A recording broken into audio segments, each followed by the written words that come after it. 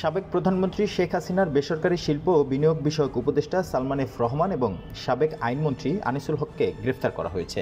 মঙ্গলবার সন্ধ্যা ৭টায় Dhaka metropolitan police তথা DMP commissioner Mohammad Moinul Hasan এই তথ্য নিশ্চিত করেছেন। তিনি জানান, ঢাকার নিউ মার্কেট থানায় দায়ের করা একটি মামলায় তাদের গ্রেফতার দেখানো হয়েছে। এর আগে গত ৫ আগস্ট ছাত্র জনতার গণ অভ্যুত্থানের মুখে পদত্যাগ করে ভারতে পালিয়ে যান সাবেক প্রধানমন্ত্রী শেখ হাসিনা।